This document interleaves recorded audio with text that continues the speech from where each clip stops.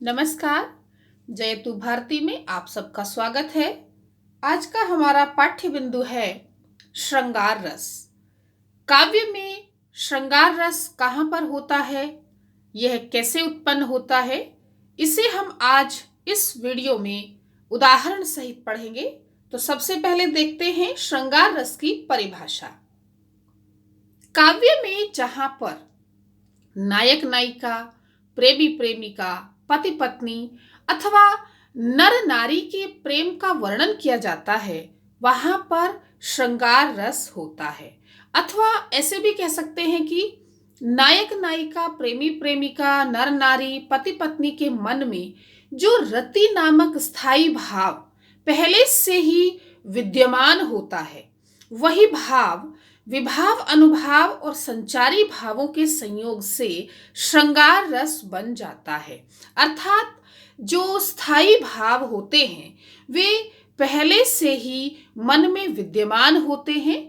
जैसे ही उनके सामने अनुकूल परिस्थितियां आती हैं तो वे रस में परिणत हो जाते हैं। श्रृंगार रस सभी रसों का राजा माना जाता है, इसलिए इसको रसराज या रसपति भी कहते हैं। श्रृंगार रस के 4 अवयव हैं। सभी रसों के 4 ही अवयव होते हैं। स्थायी भाव है इसका रति, विभाव के 2 भेद, आलंबन विभाव और उद्दीपन विभाव। आलंबन विभाव में नायक नायिका, प्रेमी प्रेमिका, पति पत्नी और नर नारी हो सकते हैं। आलंबन विभाव के भी 2 उपभेद माने गए हैं, आश्रय और विषय। तो नायक नायिका में से एक आश्रय हो सकता है और एक विषय हो सकता है, कोई सा भी। कहीं पर नायक आश्रय होता है, नायिका विषय होती है, कहीं पर नायिका विषय होती है और नायक आश्रय होता है।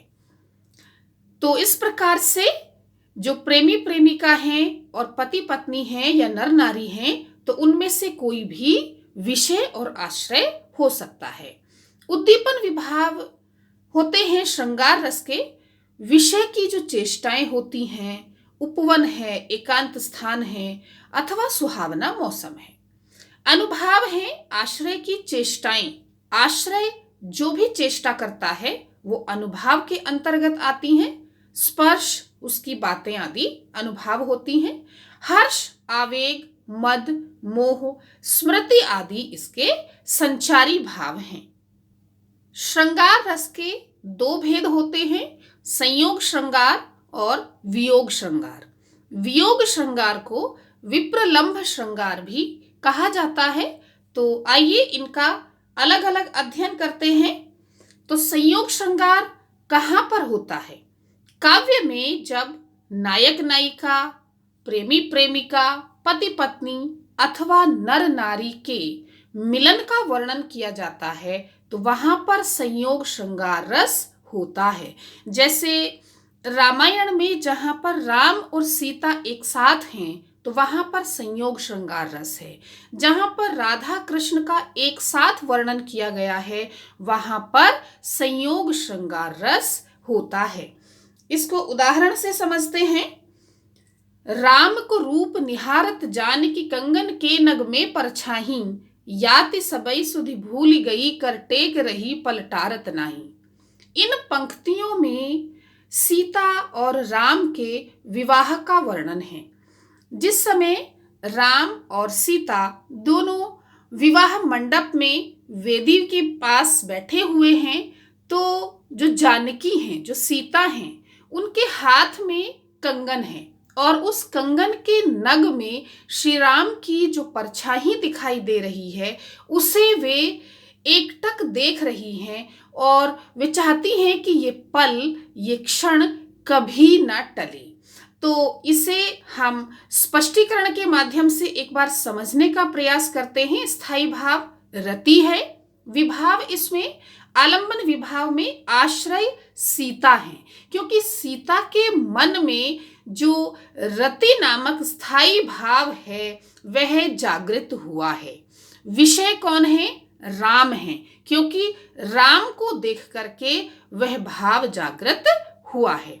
उद्दीपन विभाव है, श्री राम का रूप जो सीता जी अपने कंगन के नग में देख रही हैं। और दूसरा है उद्दीपन विभाव, विवाह मंडप, क्योंकि उनका विवाह हो रहा है। राम को कंगन में एकटक देखना अनुभाव है। वो शांत रूप से बैठी हुई हैं और कोई कार्य नहीं, और वो बिल्कुल हिलडुल नहीं रही हैं, और राम को एकटक कंगन के नग में देखे जा रही हैं, तो ये अनुभाव है। हर्ष, चपलता और उत्सुकता इसके संचारी भाव हैं, और ये संचारी भाव बहुत अल्प समय के लिए उत्पन्न होते हैं और रस को पूर्णता तक पहुंचा करके समाप्त हो जाते हैं। तो इस प्रकार इन पंक्तियों में संयोग श्रृंगार रस है। संयोग श्रृंगार के कुछ अन्य उदाहरण मैंने यहाँ पर प्रस्तुत किए हैं। आप वीडियो को पॉज करके या इनका स्क्रीनशॉट लेकर के इनको पढ़ सकते हैं। अब हम पढ़ते हैं वियोग श्रृंगार रस कि वियोग श्रृंगार रस कहाँ पर होता है। काव्य में जहाँ पर नायक नायिका, प्रेमी प्रेमिका, पति पत्नी अथवा नर नारी के मिलन में अवरोध होता है अथवा उनके अलग होने का वर्णन किया जाता है, तो वहां पर वियोग श्रृंगार होता है। लेकिन वियोग श्रृंगार में मिलने की आशा बनी रहती है, अर्थात कालांतर में या कुछ समय बाद उनका मिलन हो सकता है, तो मिलन की आशा बनी रहती है। तो जहां पर भी इन दोनों के अलग होने का वर्णन किया जाता है, वहां पर वियोग या विप्रलंभ श्रृंगार होता है। आइए इसे उदाहरण से समझते हैं। तन मन सेज जरई अगिदाहू, सब कह चंद भयहु मोहिराहू, चहु खंड लागे अंधियारा, जो घर नाही कंत प्यारा। इन पंक्तियों में राजा रतन सेन और उनकी पत्नी नागमती का विरह वर्णन है। रतन सेन घर पर नहीं है, तो नागमती का जो विरह है, जो वियोग है, उसका वर्णन कवि ने इन पंक्तियों में किया है। स्थायी भाव रति है। श्रृंगार रस का स्थायी भाव रति होता है, इसलिए चाहे संयोग श्रृंगार हो चाहे वियोग श्रृंगार हो, दोनों में स्थायी भाव रति ही होगा। आलंबन विभाव में आश्रय है नागमती और विषय है राजा रतन सेन। उद्दीपन विभाव है सेज, शैया और चंद्रमा। अनुभाव नागमती की समस्त चेष्टाएं, क्योंकि नागमती अकेली है, तो वह जो भी चेष्टा कर रही है, जो भी क्रियाकलाप उसके हैं, वो सभी अनुभाव के अंतर्गत आते हैं। स्मृति, राजा रतन सेन को याद करना, उनकी चिंता करना, विषाद, संताप आदि इसके संचारी भाव हैं, जो इसको पूर्णता तक पहुंचा करके समाप्त हो जाएंगे। तो इस प्रकार से इन पंक्तियों में वियोग श्रृंगार रस है। वियोग श्रृंगार रस के कुछ अन्य उदाहरण मैंने यहाँ पर प्रस्तुत किए हैं, आप इन्हें भी पढ़ लीजिएगा। तो इस प्रकार आज की इस वीडियो में हमने श्रृंगार रस को दोनों भेदों सहित और उदाहरण सहित समझा। तो मैं आशा करती हूँ कि आपको श्रृंगार रस समझ में आ गया होगा। धन्यवाद।